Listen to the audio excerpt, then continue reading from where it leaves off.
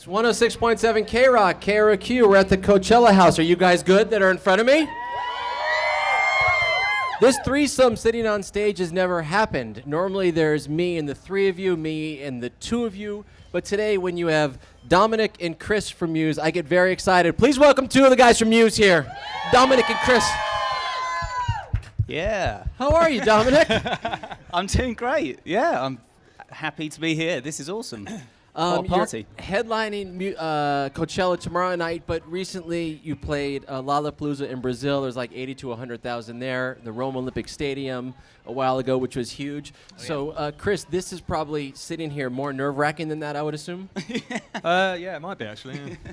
What, because we're so close to everybody? Yeah, exactly. All right. So close. And it's light. Yeah. I can see everyone. Well, at least we're wearing shades. Takes the edge off. There you go. It's kind of like a fishbowl. Last night, Nirvana was inducted into the Rock and Roll Hall of Fame, and when you guys played Lollapalooza, you played a Nirvana song. So, Dominic, I would like to know, are they an influence musically, or what were they to you growing up? What was their music like for you? If you could just talk about that for a minute. And why did you play the Nirvana song?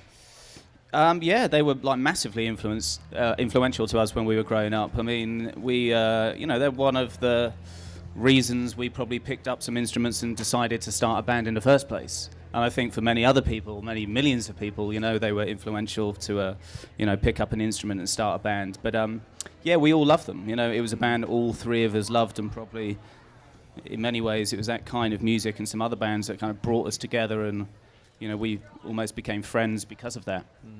But it was those songs that we used to play when we were in bands when we were 12, 13 at school. I think your band did Lithium. Tried. Yeah. Like we tried to do the other night. But it was actually, we did a gig in Brazil it was the 20th anniversary of his death on the 5th of April, I think. So yeah, we played Lithium, or tried to play Lithium. And you did a good job, very good job. It was all right, it was fun to play. It definitely reminded me of like being 12 again in my first band, and playing at some kind of weird friends party or something. Do you think if they put out music right now, fresh music, no one heard of them, it would be just as successful in 2014? Yeah, I do. Yeah, I mean, when you listen to Nevermind, it still sounds current. I think when you compare it to rock bands that are around now, it's not out of place at all. And how did you get the music? Where were you living in 1991, 92, 93, 94? We were in Timoth. I mean, we were still at school in those days, So, but yeah, I mean, it was massive for us. I think it just changed the whole music scene. I mean, in England at the time, rave was big. So Nirvana came along and just changed everything, and I think all of a sudden made the guitar cool again. Which is why so many bands popped up around that time. Before I showed up to the KROQ Coachella House, I was blasting Muse in my hotel room. I was listening through my laptop. Take a Bow came on, and Newborn came on, and I just love those songs. I love the build of those songs. Those things excite me, those two particular songs. And I'm just curious, I want to nerd out for a minute here with you. What do you remember when you recorded Take a Bow? That's a long, not that long ago, but kind of a long time ago at this point. That song in particular. Shit, where were we? In the south of France? Probably. Yeah. We started it in the south of France. There was some studio down there on a big vineyard. It was amazing, beautiful. But I think I remember literally farting around with those synth sounds for days, weeks probably. Right. All that kind of arpeggiated synth at the beginning. I think, yeah, it just...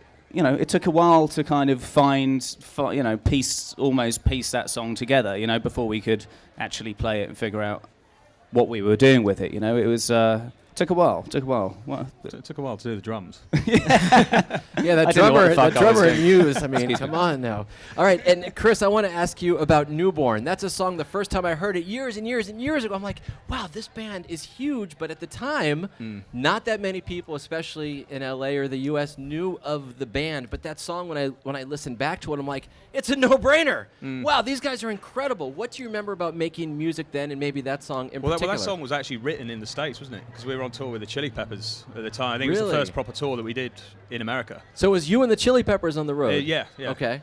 And that riff was just hanging around at the time, and I think we were just playing it in sound checks the whole of that tour. And I think shortly after we went into the studio and turned it into a song. But yeah, that's probably why it's got that kind of slightly American vibe, 'cause it does. Probably, yeah, one of the first songs that kind of turned us into more of a rock band than, I suppose, a bit of an indie band, which we were on the first album. You know, I think that, you know, going into Origin Symmetry, we really changed the way we kind of play live and performed, and certainly became a lot heavier. And that song, I think, was a catalyst for that. And of course, Showbiz is a great record as well. I just want to get back to the Chili Peppers tour.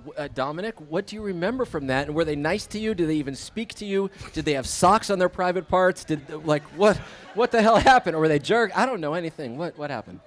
They were great. It was us, the Foo Fighters, and the Chili Peppers, and it was, you know, really surreal. I mean, that sounds like a pretty good tour, doesn't it? Yeah, that's pretty good.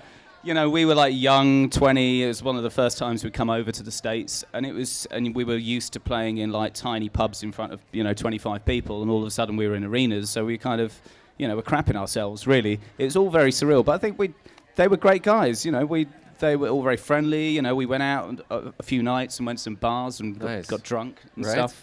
That's what you do. And I think tried to sing karaoke one night. Really? Do you remember what song you sang? Was it like "Living on a Prayer" or something by Bon Jovi? No. I might have just like watched in the background. But I Like Big Butts. Chris, did you sing that one by Sir Mix-a-Lot? Definitely not. No, okay. All right.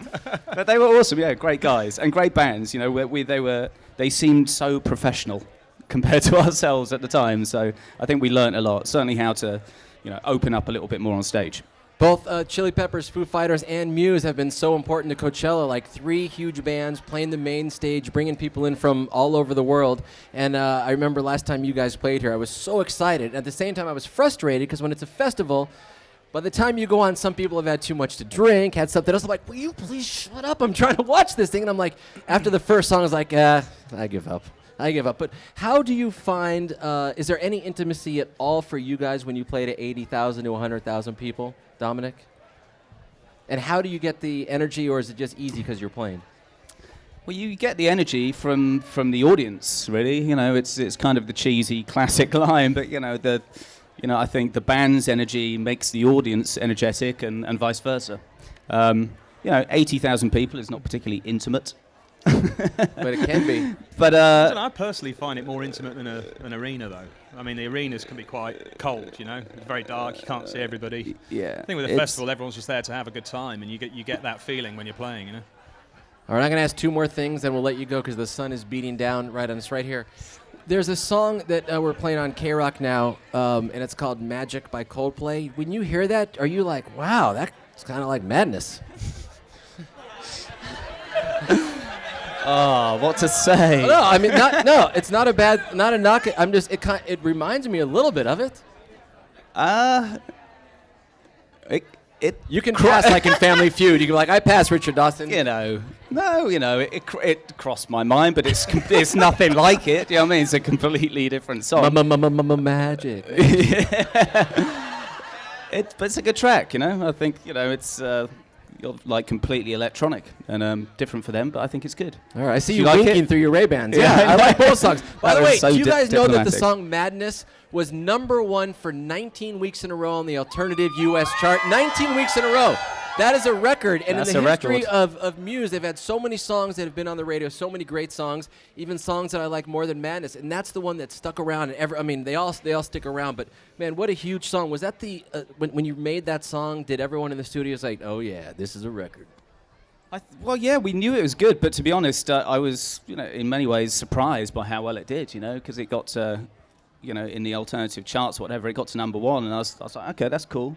That's great, and it just stuck around and didn't go anywhere for like 19 weeks, you know, which is mental. So I was totally surprised by how well it's done, for sure. And but yeah, in the studio, we kind of knew it was very different for the band, and we knew that we liked it. So we kind of thought we'd put that out first, which we thought was a bit of a risky move because it sounded so different, and it wasn't particularly like heavy or rock or anything like that. But I guess it's done well, so it worked. I like the voice. I love your voice when you sing. The songs are great that you sing. Liquid State is so good. When you make a new record, are you going to sing some more as the lead? Oh, I don't know. I've not really worked out whether I like singing yet or not. You pulled it off great at Staples Center. I was there at Staples Center. I mean, sometimes I love it. Sometimes I can't stand it. Okay. You know, I'm just very borderline with it at the moment. So kind of like this interview, right? This interview's awesome. Thank you. Except the guy asking the question. This is the very, very, very second to last question, I promise. Is it going to be in 2014 or 2015 when we get a whole bunch of new Muse songs?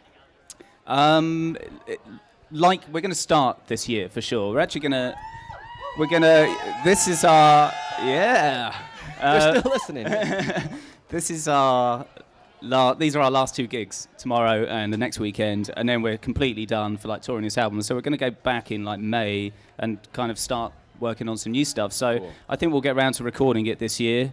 If we can get something out this year, that'd be great, but definitely next year. All right, and if there's time, we have the band Emotional Beefcake still, right? Yes. Okay. We can always do our side project, the Emotional Beefcakes. We have the Emotional Beefcakes band. We're in a band together. I've made T-shirts. We've never had a rehearsal. We haven't written any songs. And we're going to send you some riffs, yeah, and you're going to... Please, and I'm going to put the lyrics on. All right. I can't tell you how much we appreciate you. I know it's such a busy day, and you're headlining, and you come over to the KROQ House, and the relationship over the years. I know you guys are not from L.A., but you are an L.A. band for us, and I'm so fun and appreciative. Thank you so much, you guys. Oh, thanks. Thank you. Thank you. All right, Chris and Dom, they are Muse. I'm Stryker at the KROQ Coachella House, everybody. Thank you. Cheers.